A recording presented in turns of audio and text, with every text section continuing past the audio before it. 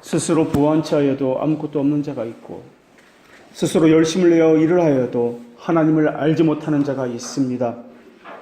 그들은 스스로 불의에 매인 바 되어서 사망에 이르는 열매를 맺습니다. 이것을 오늘 본문에서는 우리가 육신에 있을 때라고 말씀합니다. 이들은 죄를 향한 강한 의지를 가지고 있기 때문에 하나님을 향해서 무가치한 상상을 늘상 즐겨합니다. 이것은 이렇게 될 것이다, 저것은 저렇게 되어야 한다라고 생각하지만은 그들의 생각은 성경의 보증을 받지 못한 허탄한 생각에 불과합니다. 이렇게 사람들은 욕망에 대한 사랑에 사로잡혀서 아무 통제도 받지 않는 죄를 짓고 싶은 갈망에 내몰려 있습니다. 그것이 너무 강해서 자신의 삶을 바로잡기보다는 하나님을 자신의 불결함 속에 가두어 두려고 하고 있습니다. 하나님을 불결함 속으로 끌어내리기 위해서 사람들은 하나님의 실제 모습이 아닌 자신이 원하는 하나님의 모습으로 상상하고 있습니다. 그러면서 하나님을 오히려 자신이 하고자 하는 일들에 대해서 격려하시는 하나님, 내가 하고자 하는 욕망에 대해서 위로하시는 하나님으로 생각하고 있습니다. 사람들은 자신의 안전을 위해서 하나님에게서 하나님의 거룩함을 제거하는 일을 하고 있는 것입니다. 그리고 그들은 자신의 죄악을 보기보다는 자신의 행위를 보고서 자신의 이름이 생명책에 기록되었다라고 생각하고 있습니다.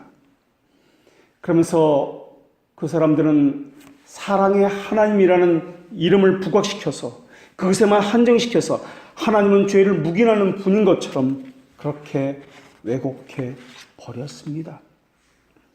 교회는 또한 세상 속으로 들어간다는 명목으로 세상 사람들과 우리가 전혀 다를 것이 없다라고 그들에게 좋은 이미지를 만들어내려고 하고 있습니다. 그들은 스스로 구별됨을 버렸습니다. 그리고 세속적인 것을 스스로 택하였습니다. 하나님은 가나안 땅의 풍속을 따르지 말라 하셨는데도 불구하고 그들은 하나님의 말씀에 대해서는 미덕이라는 이름의 관을 씌우고 있습니다. 그러면서도 많은 사람들은 자신이 은혜를 받았다고 생각을 합니다. 그러나 정작 그들은 아무것도 받은 것이 없습니다. 그들은 곤고한 것과 가련한 것과 눈먼 것과 벌거벗은 것을 알지 못한 상태로 있습니다. 마치 검은 피부의 사람들은 자신의 짙은 피부색에 따라서 예수 그리스도의 모습을 그리고 백인들은 자신의 피부색에 따라서 예수 그리스도를 색칠하듯이 그들은 그저 자신의 본성에 따라서 행하고 있을 뿐입니다. 그들은 쇠사슬에 구애하고 있습니다. 족쇄를 채우는 욕망의 소리를 즐거운 음악으로 여기고 있습니다. 그들은 자발적으로 사탄에 순종하고 있습니다. 그리고 사탄이 제안하는 것이라면 아무리 작은 것이라도 귀를 기울여서 듣고자 하고 기꺼이 그들의 제안을 환영하여 받아들이고 있습니다. 그런데 놀라운 것은 하나님께서 인간을 지으셨을 때 그 영혼을 품위 있게 하시기 위해서 천사의 형상을 따라서 지으신 것이 아니라 하나님의 형상을 따라서 지으셨다는 사실입니다. 그런데도 그들은 하나님의 형상을 입은 그들은 하나님을 따르기로 작정하는 대신에 하나님의 가장 큰 원수인 사탄을 따르기로 선택했다라는 것입니다. 그래서 주님께서는 가장 극악한 자인 유다를 마귀로 부르신 것처럼 거듭나지 않은 사람을 마귀 사탄이라고 부르는 것입니다. 심지어 우리 주님은 가장 위대한 신앙 고백을 했던 베드로에게도 사탄아 내게서 물러가라 라고 하시면서 베드로를 향해서 사탄이라 부르기를 주저하지 않으셨습니다. 베드로가 사탄이라고 불린다면 우리는 과연 무엇이라 불려야 마땅할까요? 주님을 향한 열심을 가지고 있었던 베드로의 조그만 실수조차 사탄에게 휘둘리는 것이라면 우리의 부주의한 생각들이나 허황된 상상력이나 헛된 열심은 무엇이라 불려야 하는 것인가요? 그런데 오늘 본문에는 이상한 말씀이 나오는데 율법으로 말미암는 죄의 정욕이라고 말씀하고 있습니다. 죄의 정욕이 어떻게 하나님의 말씀인 율법에서 말미암는다라는 것입니까? 이 뜻은 율법이 죄를 부추기는 원동력이 된다는 뜻이 아니라 율법에 가르치는 문자적인 그 가르침이 그리스도의 영과 관련을 맺지 못하면은 육신이 제어되기는커녕 오히려 부추김을 당하고 증가된다는 말씀입니다. 율법이 하는 일은 율법에 순종하게 만드는 것이 아니라 죄를 지적하고 드러내는 일을 하기 때문에 그렇습니다. 사람들은 신앙 고백을 했고 예배에 참석했고 봉사를 했다는 이유만으로 만족과 평안을 얻습니다. 이들에게 종교 생활은 자신의 입속에서 굴러다니는 죄의 고통을 없애주는 알약과 같은 것일 뿐입니다. 그들은 의무를 많이 행합니다. 그러나 의무 이상으로 행하지는 않습니다. 그들은 예수 그리스도와 친밀하기를 원합니다. 그러나 그들은 은혜가 자신의 행위에 으뜸되는 원인으로 생각하지 않습니다. 그저 그들은 자신의 본성을 따라서 열심을 내고 또한 종교적인 생활을 할 뿐입니다. 거기다가 인간의 욕망은 억압을 받으면 순종하고 나긋나긋해져야 하는데 오히려 그 반대로 스프링처럼 튀어올라서 죄를 더 짓고 싶어하는 그러한 갈망을 가지고 있습니다. 하지 말라고 하면 더 하고 싶은 것이 인간의 마음입니다. 도둑질한 물이 더 달고 몰래 먹는 떡이 더 맛이 있다는 그 성경의 가르침처럼 말입니다. 사람은 제한된 울타리를 뛰어넘는 데서 오히려 기쁨을 느끼고 있습니다. 거듭나지 않은 인간은 자기를 부인하고 하나님의 사랑하는 명령에는 들으면 들을수록 싫습니다. 거부감을 느낍니다. 부패한 본성을 따라서 자기 만족을 충족시키기 위해서는 하나님의 법을 거슬려서도 튕겨져 나오려고 하고 있습니다. 하나님의 형상에 철저히 반하는 것이기 때문에 하나님께 가까이 나아가려고 하는 것에서는 더더욱 반란을 꿈꾸고 있는 것이 본성적인 모습입니다. 본성적인 타락은 아이들이 어렸을 때에도 나타납니다. 성경은 비록 아이라도 그의 행동으로 그가 누구인지를 알 수 있다라고 말씀하고 있습니다. 아이들의 행동을 보면 그 마음의 평양이 어느 쪽으로 기울어졌는지를 쉽게 알 수 있습니다. 그래서 타락한 아담의 후손들은 누가 가르쳐주지 않아도 그 조상의 발자취를 따라 걸어가고 있습니다. 사자는 동료 사자를 먹이로 삼지 않습니다. 늑대는 늑대를 먹이로 삼지 않습니다. 그러나 사람은 마치 사자와 늑대처럼 변해서 사람을 서로 물고 뜯고 삼키고 먹이로 삼고 있습니다. 얼마나 사소한 일로 서로에게 칼을 켜는지 우리가 산 증인입니다. 사람은 활활 타는 불을 들고 다니면서 그 불로 다른 사람을 해하고 그것을 통해서 자신의 양식으로 얻고 있습니다. 가인이 아벨을 죽인 이후로부터 이 땅은 도살정처럼 변해버렸습니다. 땅과 바다에서는 강자가 약자를 계속해서 삼키고 있습니다. 그 사냥은 사냥꾼 니무롯 이후로 계속되어 왔습니다. 혀로서, 권력으로서, 돈으로서 그 외에 동원할 수 있는 수많은 것들을 동원해서 사람을 해하고 있습니다.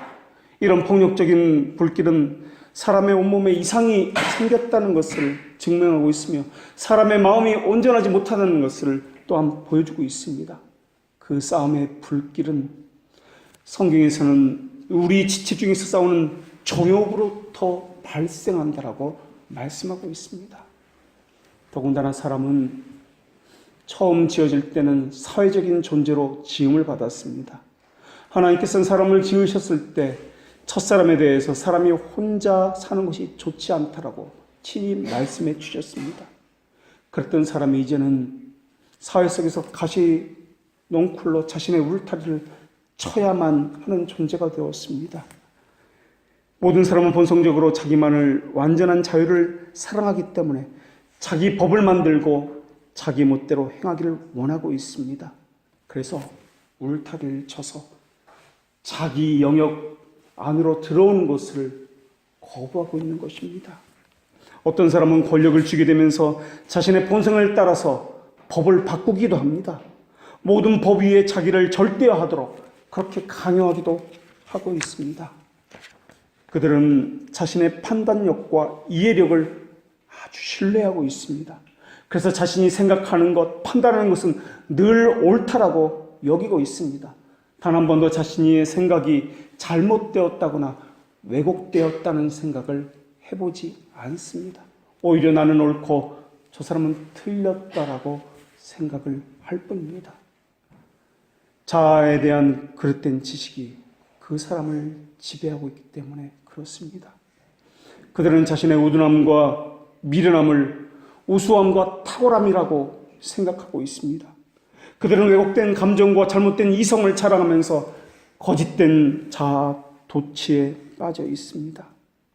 특별히 오늘 본문에서는 죄의 정욕이 우리 지체 중에 역사한다라고 말씀하고 있는데, 이 단어는 미완료 시제로 사용하고 있으면서 일하다, 활동한다라는 뜻을 가지고 있는데, 계속해서 쉬지 않고 우리를 위해서 일하고 활동한다라는 의미로서 사용되는 단어가 오늘 본문의 말씀입니다. 또 오늘 본문에서 지체라는 단어는 복수 목적격으로 사용되고 있는데, 우리 몸을 구성하고 있는 눈, 코, 입, 손과 팔과 마음과 생각과 모든 각 지체, 모든 부분을 이야기하는 단어가 이 지체라는 단어입니다. 다시 말씀드리면 오늘 본문의 말씀은 우리가 가진 모든 것들을 다 동원해서 죄를 짓기 위해서 쉬지 않고 활동하고 일을 한다. 잠시 쉴 틈도 없이 모든 것을 다 동원해서 죄를 위해서 열매를 맺는다라는 말입니다. 그것이 우리의 모습입니다. 특별히 중생하지 않은 자들의 모습입니다. 어거스틴은 자신의 고백록에서 자신의 눈, 코, 입, 혀가 얼마나 부패했고 얼마나 정욕으로 가득 찼는지를 고백합니다. 우리는 겉으로 보이는 것에만 사로잡혀서 주목하는 그런 경향이 있습니다. 그런데 더 심각한 것은 가장 본능적인 것, 이것은 우리는 무관심하고 외면하고 있다는 것입니다. 우리의 눈은 본능적으로 갖가지 아름다운 모습이나 밝고 고운 색깔을 찾아가서 좋아하는 그러한 경향성을 가지고 있습니다. 눈을 뜨고 있는 한 매일매일 우리 눈앞에 얼씬거리며 많은 것들이 우리 눈에 보여집니다. 우리의 눈은 눈을 뜨고 있는 한 잠시의 휴식도 허락하지 않습니다. 귀의 경우에는 조용해지는 시간이 있으면 휴식을 취하기도 합니다. 그러나 눈을 뜨고 있는 한 정욕을 향해서 쉬지 않고 일을 하고 있습니다. 우리 시야가 미치는 모든 부분은 우리의 눈은 비춰주면서 어디를 가나 다른 일에 몰두하며 빛을 깨닫지 못하는 순간까지도 갖가지 모습으로서 우리의 눈을 유혹하고 있다는 것입니다. 인간은 자신의 눈을 즐겁게 하기 위해서 갖가지 기술과 손재주를 동원해서 옷과 구두와 그릇과 갖가지 온갖 일용품에 안목의 정욕을 부추기도록 그렇게 조장하고 있습니다. 심지어 우리가 먹는 것에까지 눈이 즐거워하는 것들로 장식하여 우리 정욕을 부추기고 있습니다. 심지어 교회에서조차 경건한 의무를 무시하면서까지 온갖 장식으로 기교를 부려놓고 있습니다. 번쩍이게 하고 화나게 하고 빛을 넣었다 뺐다 어둡게 했고 빛으로 그렇게 우리를 속이고 있습니다. 외면적인 것, 사람이 맞는 것에 더 주목하게 만들어서 내면적으로 자신을 만드신 그분을 외면하게 만들어버립니다. 하나님보다는 사람이 맞는 것을 더 많이 더 집중해서 바라보도록 그렇게 만들고 있는 것이 오늘 우리의 모습입니다. 사람들은 자신의 본성을 통제하려고 하는 하나님의 빛은 싫어합니다. 그래서 욥은 눈의 위험을 알았기 때문에 내가 내 눈과 약속을 하였다 없다라고 고백을 하였습니다. 거룩함이 없이는 아무도 주를 볼 수 없기 때문에 그렇습니다. 그렇다면 하나님은 하나님이 택하신 백성들을 어떻게 인도하셨고 어떻게 만들어 가셨을까요? 하나님은 아무리 노령으로서 나이가 많아서 눈이 어두워서 보지 못했던 이삭이라 할지라도, 심지어 자신의 아들이 누군지도 알지 못하는 그런 눈을 가진 상태에서도 하나님의 빛에 의해서 야곱을 축복을 했습니다. 이삭도 그랬고 야곱도 그랬고, 원래는 자기 보기에, 눈이 보기에 좋은 대로 행했던 사람들이었습니다. 그러나 하나님께서 이삭을, 야곱을 바꾸셨습니다. 자신의 정욕에 따라 보지 못하도록 말입니다. 야곱도 나이가 많아서 시력을 잃었습니다. 마음속에 나타난 빛을 보고서 자기 아들들에게 앞으로 태어날 민족들을 미리 내다보고 축복을 하였습니다. 그때 눈이 밝았던 요셉은 자기 아버지가 자신의 아들에게 바꾸어서 축복을 했던 것을 다시 되돌려 놓으려고 자기 아버지의 팔을 들어서 바꾸어 놓았습니다. 그러나 야곱은 비록 육신의 눈은 어두웠지만 하나님의 빛이 있었기 때문에 두 손자를 구별하여서 두 팔을 교차해서 축복을 하였던 것입니다. 눈에 보이는 세속적인 빛은 인간의 육적 쾌락을 자극하는 유혹의 빛입니다. 그러나 주님의 빛으로 받은 사람은 그 빛을 인하여 하나님께 영광을 돌리며 안목의 적용에 따라서 사는 것이 아니라 아름다운 찬양을 엮어서 하나님의 주시는 빛으로서 노래를 부르는 삶을 살게 됩니다.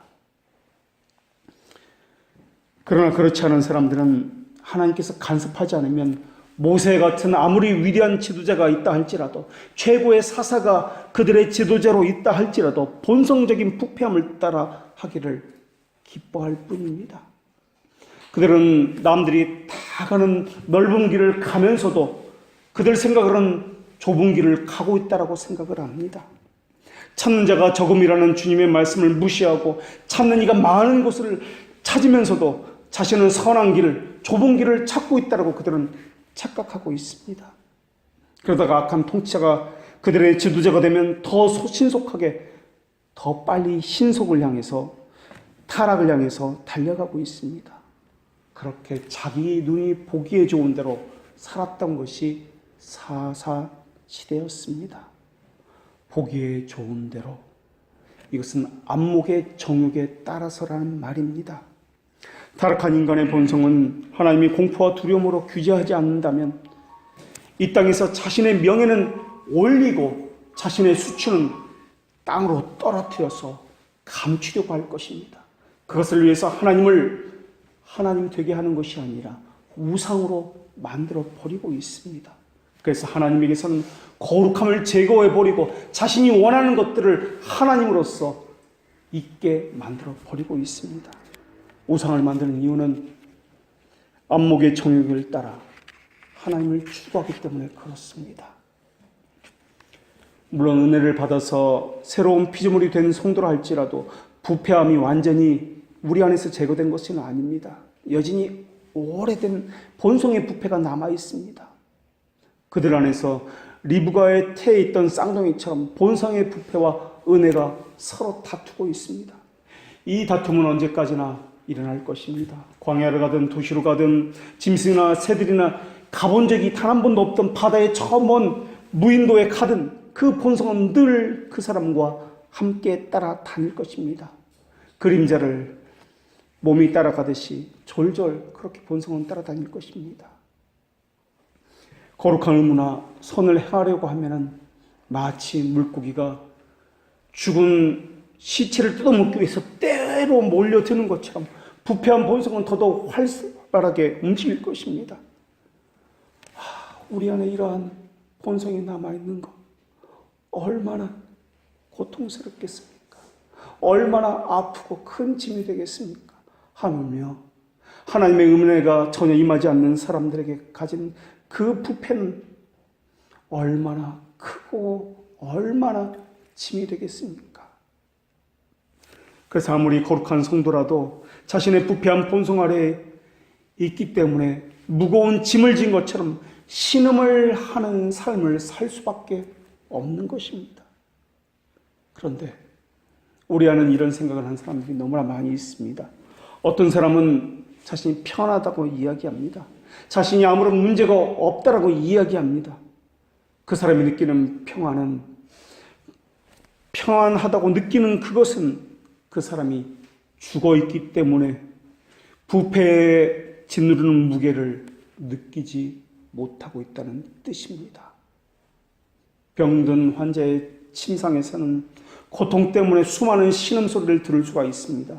그러나 무덤 사이에서는 결코 신음소리를 들을 수 없는 것과 마찬가지입니다.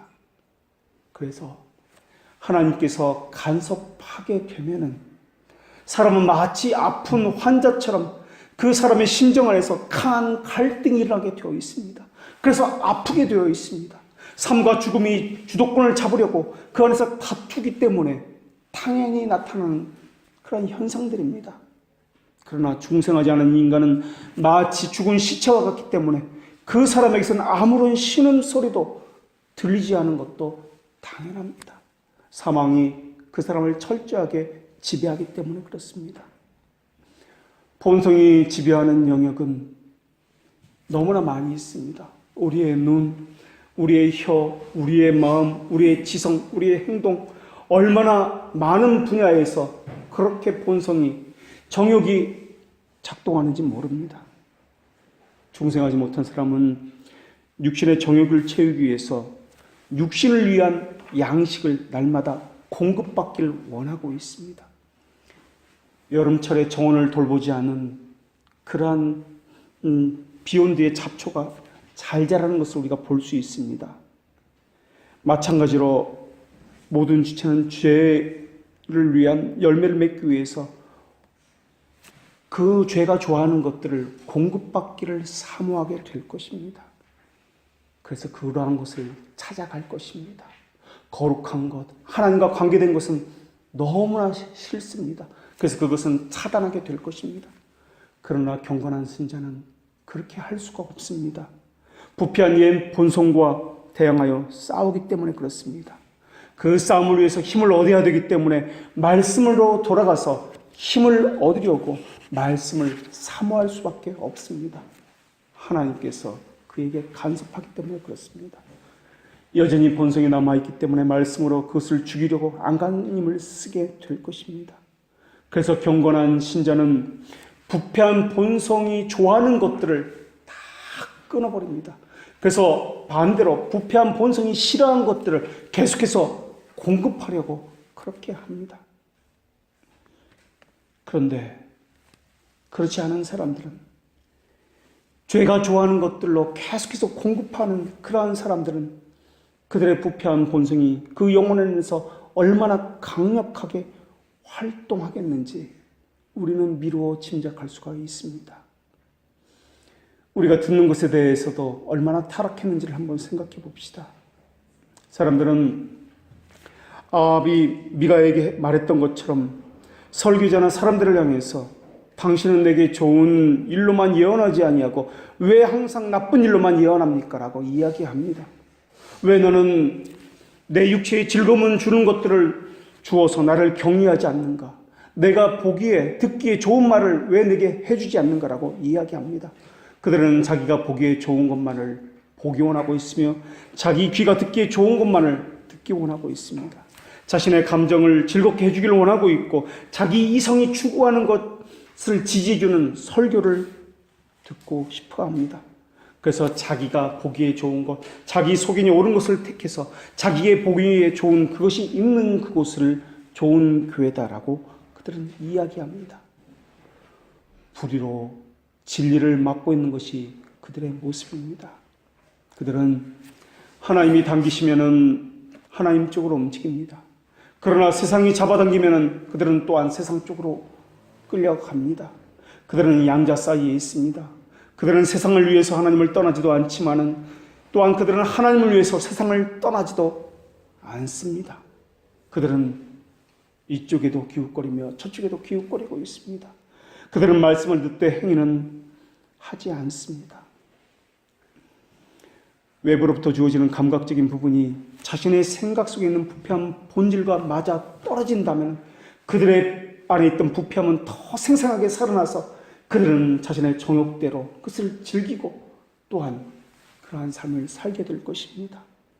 그들은 한쪽으로는 죄를 사랑하고 다른 한쪽으로는 하나님을 사랑한다고 말하게 될 것입니다. 더군다나 그들은 그러한 일을 예배라는 이름으로 행합니다. 신앙생활은 이름으로 그들은 행하고 있습니다. 자신이 본성이 보기에 좋은 대로 말입니다. 사람의 본성은 다른 사람에게 아첨을 받는 것을 간절하게 바라고 있습니다. 맹목적으로 자기를 신뢰하는 것은 인간의 천성입니다. 그러면서 자기에게 무슨 좋은 일이 있으면은 모든 것을 자신의 공로 덕분이라고 이야기합니다. 심지어 아무런 성과가 없는데도 사람들은 자존심이 골수에 뿌려박혀 있었기 때문에 자기를 높이고 찬양할 만한 것들을 만들어냅니다. 경솔하고 무모한 돌진을 하는데도 그것을 강력한 리더십이라고 이야기하고 강한 추진력이라고 이야기합니다. 교만한 마음을 의로움이라고 말하고 일반 의례를 하나님께서 특별히 나를 사랑하시는 증거라고 그들은 부풀리고 있습니다. 그들은 거짓된 마음으로 스스로를 기만하고 있습니다. 도대체 그들 안에 있는 교만을 찬양하는 그 본성은 어디서 나오는지 모를 정도가 되었습니다. 그들은 하나님의 씨가 조금이라도 들려지고 뿌려지게 된다면 그것을 잡초처럼 여기면서 뽑아버리려고 몸부림을 칩니다. 듣지 않으려고 몸부림을 치고 있으며 하나님의 말씀의 씨를 죽이려고 그들은 몸부림을 치고 있습니다. 더욱 심각한 문제는 그러한 일들을 세상이 아니라 교회라는 이름으로 불리는 그러한 것들이 부추기고 있다는 것입니다. 아무것도 없는 자에게 부한 자라고 가르치고 있습니다. 검은 자에게는 흰 자라고 말하고 있고 거짓된 자에게는 경건한 자라고 말하고 있는 것이 오늘날 우리 주위에서 일어나는 일들입니다. 경건의 모양만 갖춘 자에게는 경건의 능력을 갖춘 자라고 부추기고 있고 자기를 위한 열심이 있는 자에게는 보라 하나님을 위한 열심이 여기 있다라고 그들은 그렇게 그들의 이름을 죽여 세우고 있습니다. 지옥의 씨를 기르는 것은 하나님의 거룩하심을 경멸하는 것인데도 말입니다. 하나님이 친 심으신 에덴을 파헤치고 파괴하는 것이 죄의 열매가 하는 일인데도 말입니다. 그런데도 그들은 속이는 영리를 가졌기 때문에 왜곡해서 하나님의 말씀을 거짓된 것을 가르쳐 놓고 그것을 참된 진리라고 말하고 있습니다.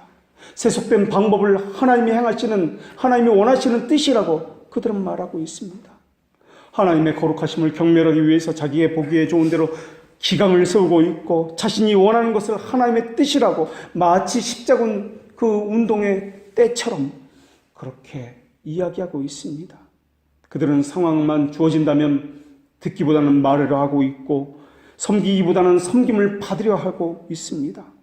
그들은 선악과를 바라보는 하와처럼 죄악된 본성은 기회를 틈을 타서 그때만을 기다리고 있습니다.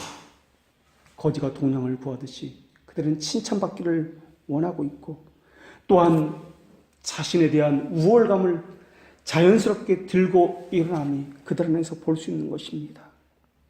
그들은 오랜 진리를 실천하기보다는 자기 본성에 따라서 행하기를 더 원하고 있습니다.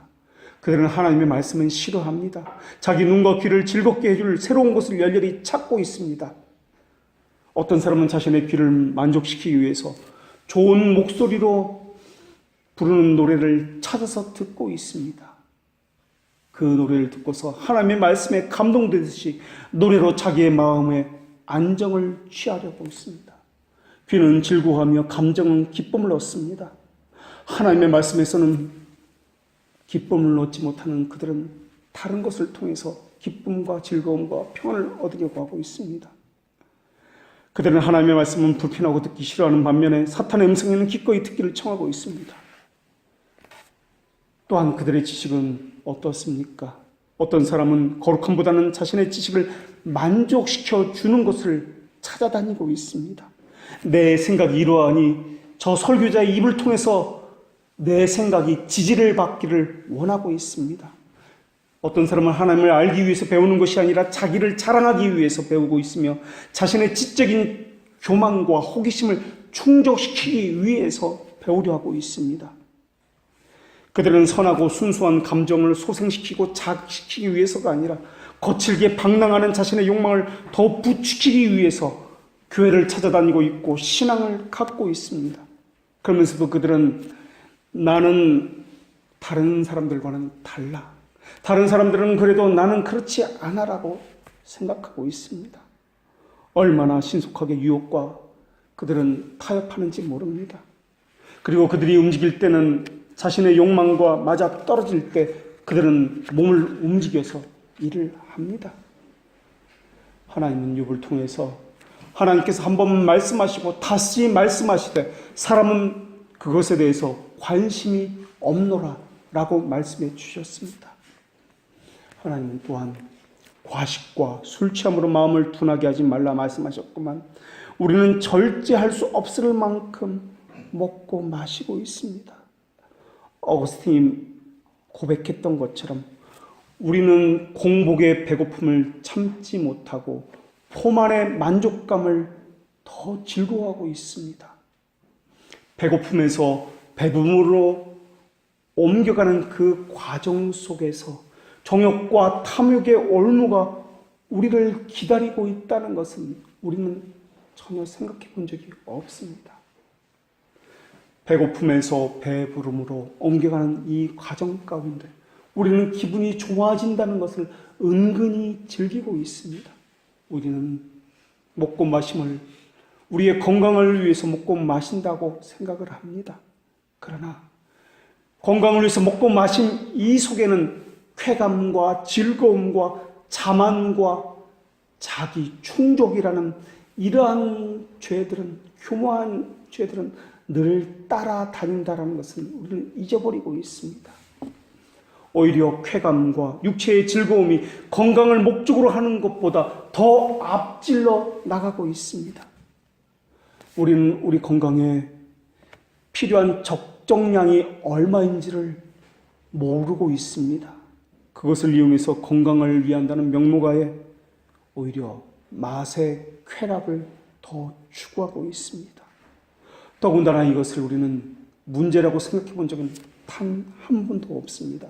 우리는 그저 본능에 따라서 먹고 마시고 할 뿐입니다. 먹는 것이 죄라고 생각해 본 적도 없습니다. 그러나 하나님은 분명히 말씀하셨듯이 먹든지 마시든지 무엇을 하든지 이것을 하나님의 영광과 관련시켜서 하라라고 말씀해 주셨습니다.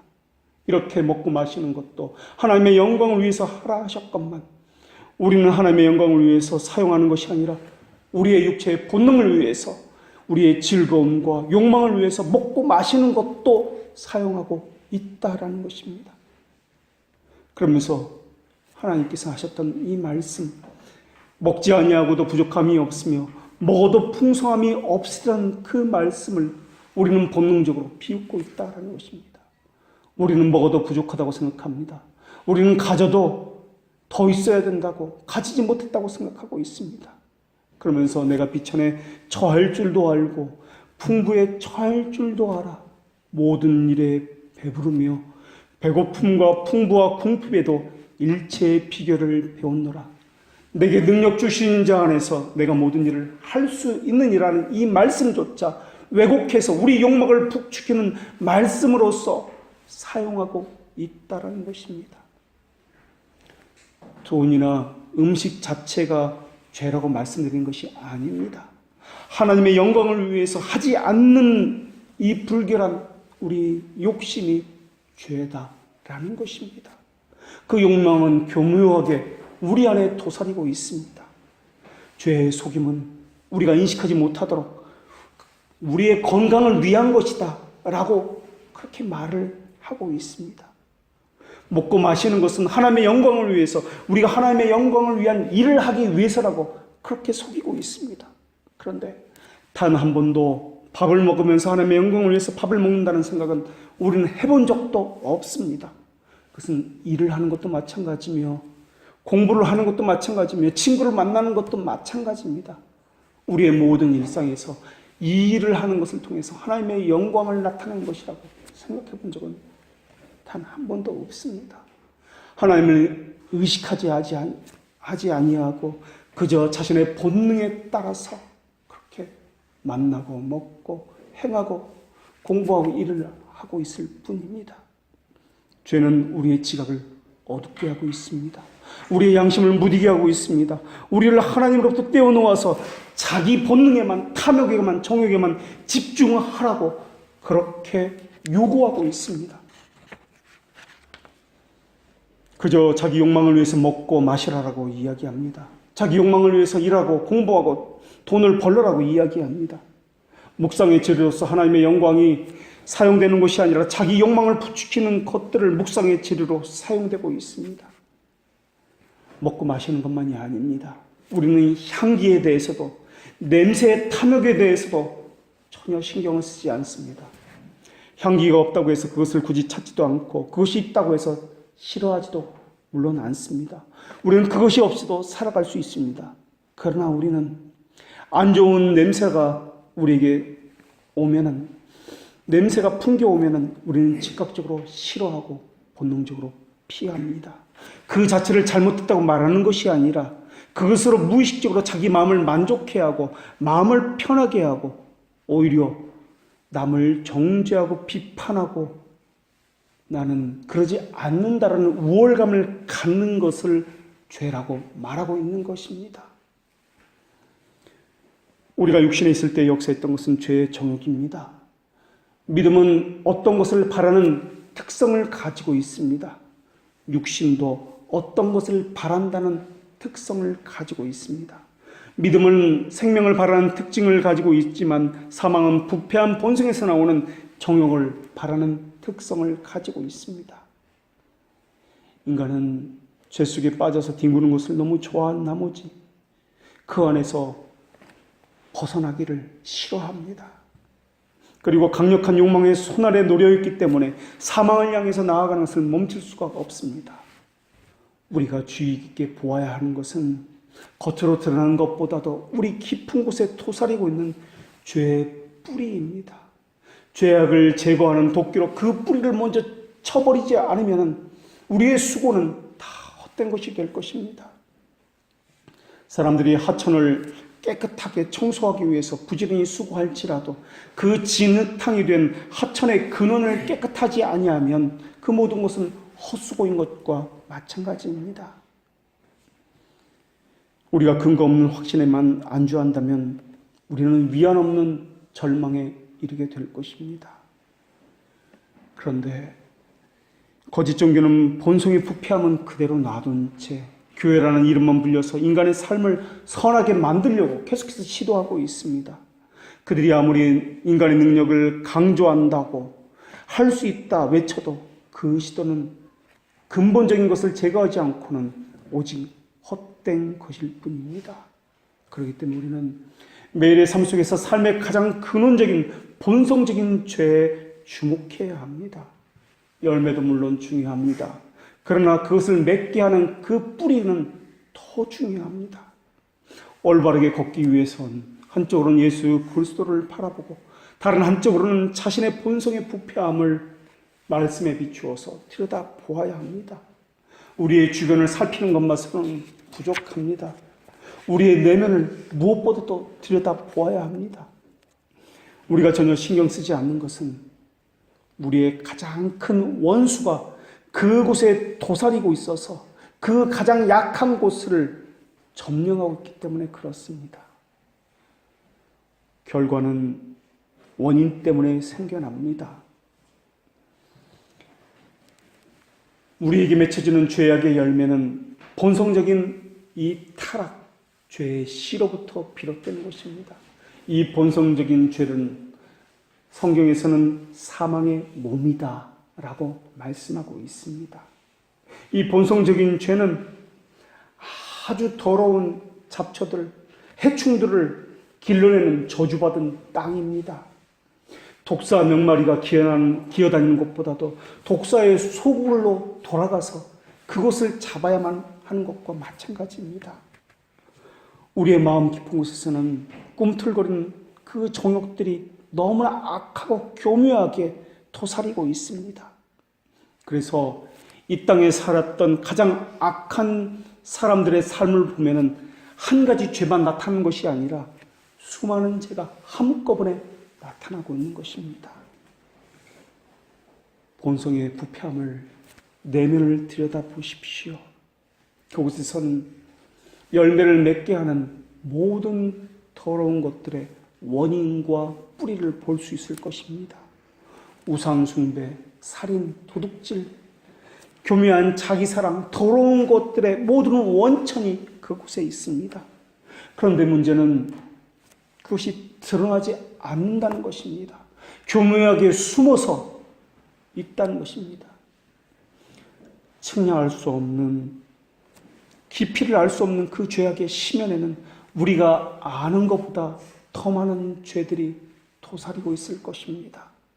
마치 부패한 마음은 개미집과 같은 그런 모습을 가지고 있을 것입니다. 겉으로 볼 때는 어쩌면 개미는 몇 마리 보이지 않을지도 모르겠습니다. 그러나 막대기로 그 개미의 집을 파면 팔수록, 땅으로 들어가면 들어갈수록 개미떼가 우글우글 모여있는 것과 같은 것을 보게 될 것입니다. 개미들이 땅속 깊은 곳에서 얼마나 활발하게 움직이는지 우리가 어렸을 때 방학 숙제로서 개미집을 만들어가지고 개미를 그 땅굴 속을 우리가 들여다본 적이 있었을 것입니다. 마찬가지로 죄악들은 우리의 의식 그 밑바닥에서 너무나 활동적으로 그렇게 움직이고 있습니다. 사탄은 우리의 눈과 귀와 우리의 신체 모든 부분 속에서 은밀하게 우리를 유혹하고 있습니다. 우리의 마음을 살펴봐야 합니다. 그리고 물어야 합니다. 주님, 왜 저의 마음은 바르지 않습니까? 왜 저는 잘못된 길을 아직도 걸어가고 있습니까? 저는 신앙 고백만 하는 위선자이기 때문에 그렇습니까? 저는 경건의 능력은 없고 경건의 능력 모양만 갖추고 있는 그러한 위선자이기 때문에 그렇습니까? 저는 정말 누구란 말입니까? 하나님의 자녀입니까? 마귀의 자녀입니까? 정말 저는 신앙 고백에 진실하게 하는 자입니까? 아니면 입술로는 고백하되 행위로는 부정하는 위선의 그러한 자입니까? 정말 물어야 합니다. 여러분은 예수 그리스도 안에 있습니까? 아니면 사망의 열매를 맺는 그러한 율법 안에 거하고 있습니까? 그러나 기억하십시오. 하나님의 아들이신 그분은 서로 다투고 서로 높아지려고 했던 제자들에게 형제라고 불러주셨다라는 사실을 말입니다. 예수님이 제자들이 가진 죄된 본질을 보고서 형제라고 부르신 것이 아니라 하나님께서 그들을 통해서 이루실 것들을 보고 그들을 형제라고 부르셨다라는 사실을 말입니다. 우리 같으면 우리 마음에 들지 않는 사람이 우리 가까이 있으면 싫어합니다. 오히려 원수라고 이야기했을지도 모르겠습니다. 그러나 우리 주님은 주님 보시기에 좋지 않은 것이 우리 안에 있는데도 불구하고 그렇게 하지 않으셨습니다. 술 주정뱅이라고 해서 늘 쉬지 않고 술을 마시는 것은 아닙니다. 아무리 죄인이라고 악인이라고 해서 늘 악한 행동만 하는 것은 아닙니다. 그러나 우리 안에 있는 본성적인 부패는 낮이나 밤이나 쉬지 않고 자기 일을 하고 있습니다. 시간이 맞지 않는 시계는 종을 치지 않는 것이 문제가 아니라 다른 시간에 종을 친다는 것이 문제입니다. 종을 울린다고 해서 모두가 다 맞는 시계가 아니듯이 우리가 가끔 선행을 한다고 해서 심지어 예배를 한다고 해서 우리는 고장난 상태로 그대로 있다라는 것입니다. 그런 우리에게 주님께서 뭐라고 하셨습니까? 친구라고 하셨고 형제라고 하셨습니다. 자녀라고 해주셨습니다. 하늘의 모든 천사보다 더 높임을 받도록 구속을 예비해 주셨습니다. 우리의 본질을 천사와만 같게 해주셔도 놀랍고 엄청나게 감사한 일이건만, 하나님은 우리의 본질을 천사가 아니라 우리의 본질을 하나님의 형상과 같도록 닮도록 그렇게 만들어 주셨다라는 것입니다. 우리의 치료는 아직 끝나지 않았습니다. 우리는 지금 치료받는 중에 있습니다. 아무리 과거보다 지금의 모습이 더 나아졌다 할지라도 우리의 존재가 어떤 존재인지를 기억한다면, 우리의 내면으로 돌아가서 우리의 내부에 어떤 일들이 일어나고 있는지를 보게 된다면 우리는 겸손을 유지할 수밖에 없을 것입니다. 예수 그리스도의 은혜를 소중히 여기십시오. 여러분이 마침내 여러분의 영혼의 상태에 대해서 심각하게 생각한다면 더더욱 예수 그리스도를 의지하십시오. 진정한 그리스도인이 먹고 마시고 행하는 모든 것의 목적은 오직 하나님의 영광입니다. 마지막으로 다시 묻겠습니다. 먹고 마시고 일을 하고 공부를 하고 무엇을 하든지 하나님의 영광이 여러분의 유일한 목적이 되고 있습니까? 기도하겠습니다.